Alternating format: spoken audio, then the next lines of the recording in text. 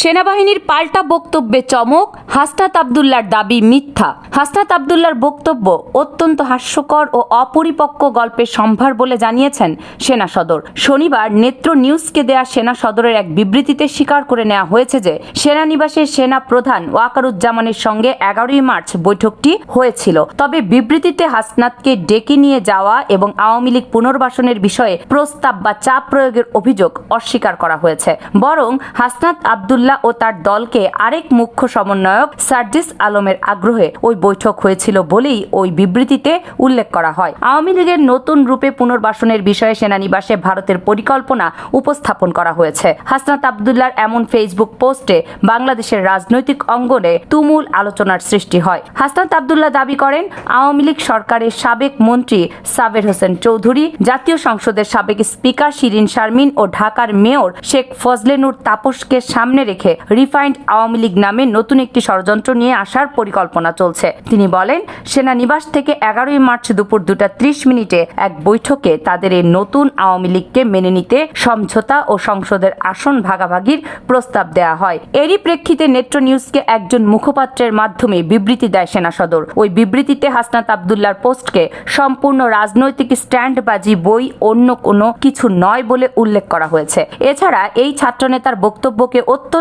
হাস্যকর ও অপরিপক্ক গল্পের সম্ভার হিসেবেও আখ্যা দিয়েছে সেনাবাহিনী। দর্শক, আজ সার্জিস আলমের বক্তব্য থেকেও আমরা একই মিল পাই। সেনা সদর যা বলছেন আর সার্জিস আলম যা বলছেন, দুটি ঘটনায় মিলে যাচ্ছে। হাসনাত আব্দুল্লাহর বক্তব্যের সঙ্গে দ্বিমত পোষণ করেন সার্জিস আলম। সার্জিস আলম তার ফেসবুক পোস্টে হাসনাতের বক্তব্যের বিরোধিতাও করেন। এরপরই হান্নান মাসুদ সার্জিস আলমের পোস্টে মন্তব্য করেন, যেখানে তিনি বলেন, দুইজনের কেউ একজন মিথ্যে বলছেন। তবে কি হাসনাত আব্দুল্লাহ মিথ্যে বলছেন?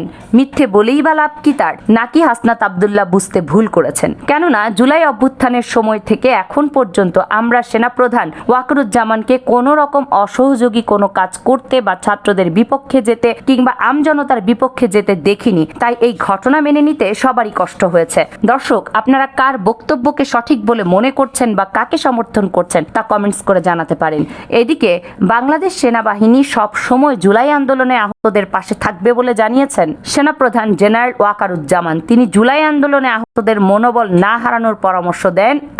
আজ রোববার সেনা মালঞ্চে জুলাই আহতদের সম্মানে সেনাপ্রধান কর্তৃক আয়োজিত ইফতার অনুষ্ঠানে কথা বলেন। সেনাবাহিনীর পক্ষ থেকে এখন পর্যন্ত 4200 জন জুলাই আহতকে চিকিৎসা দেওয়া হয়েছে বলে জানিয়েছেন সেনাপ্রধান। এই সহায়তা কার্যক্রম এখনো চলমান আছে বলে জানিয়েছেন তিনি। সেনাপ্রধান বলেন, আহতদের আর্থিক সহায়তা দিতে কাজ করছে সেনাবাহিনী। পাশাপাশি ব্যবসায়ী ও বিভিন্ন প্রতিষ্ঠানও আহতদের সহায়তায় এগিয়ে এসেছে। জুলাই আন্দোলনে আহতদের উদ্দেশ্যে তিনি বলেন, আপনারা জাতির কৃতি সন্তান, আমরা আপনাদের পাশে আছি সব সময়। আপনারা মনোবল হারাবেন না। নিশ্চয়তা দেয়া হচ্ছে আহতদের পাশে থাকবে সেনাবাহিনী, তাদের পুনর্বাসনের সহযোগিতা করা হবে। দর্শক, সেনাবাহিনীকে আমরা সবাই ভালোবাসি এবং তাদের জুলাই আন্দোলনের যে মুখ্য দৃষ্টান্তমূলক কার্যক্রম তারা স্থাপন করেছেন, তাদের প্রতি সেজন্য আমরা স্যালুট জানাই। কেননা এই সেনাবাহিনী যদি সেদিন 5ই আগস্ট যদি শেখ হাসিনার আদেশ মেনে এই সেনাবাহিনী ছাত্র ও আমজনতার উপর তাদের গুলিবর্ষণ করতো, তাহলে আজকে হয়তো আমরা এই দিনটি দেখতে পেতাম না। তাই আমার কথার সাথে যদি আপনারা একমত হয়ে থাকেন তাহলে কমেন্টস করে জানাবেন।